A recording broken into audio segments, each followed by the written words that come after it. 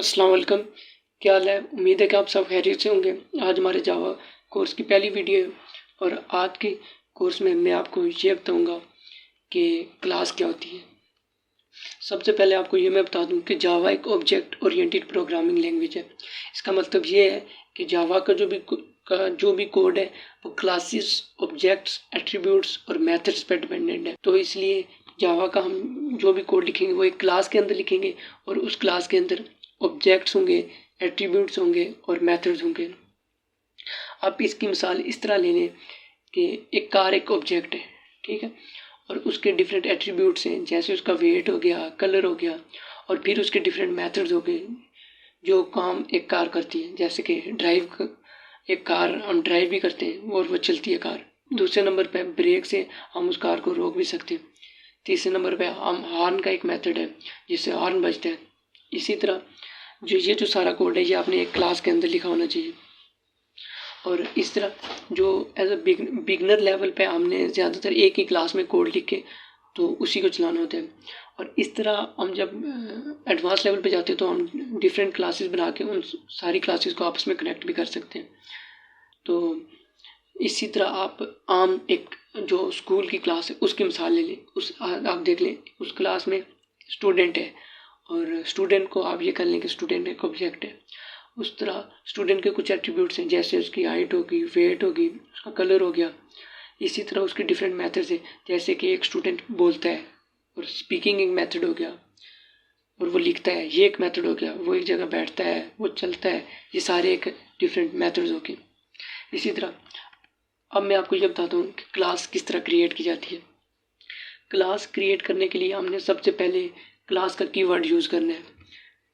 Class का इस तरह हमने क्लास का एक कीवर्ड यूज़ करना है और उसके बाद हमने जो क्लास का नेम है वो लिखना है।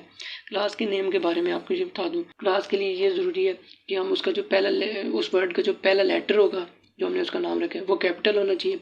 और इस तरह अगर हम 2-3 वर्ड्स भी रखते हैं तो उन तीनों वर्ड्स के दरमियान कोई स्पेस नहीं होना चाहिए और उन तीनों वर्ड्स का पहला जो लेटर है वो कैपिटल होना चाहिए। ये क्लास की नेमिंग कन्वेंशन है जावा में।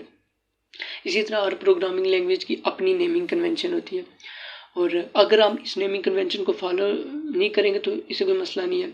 इससे यह है कि हमारा कोड तब भी रन हो जाएगा, मगर ये एक गुड प्रोग्रामिंग प्रैक्टिस नहीं है, ये एक पुअर प्रोग्रामिंग प्रैक्टिस है। इस तरह ये जो पब्लिक कीवर्ड है ये एक एक्सेस मॉडिफायर है, ठीक है। अब मैं आपको इंटेलिजे में जाके बताता हूँ कि क्लास किस तरह क्रिएट की जाती है।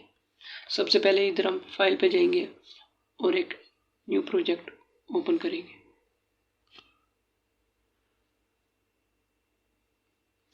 इस तरह हम इसका कुछ भी नाम रख लेते हैं, सपोज करें जावा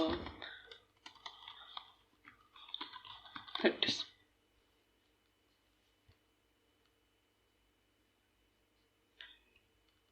हम इसी विंडो में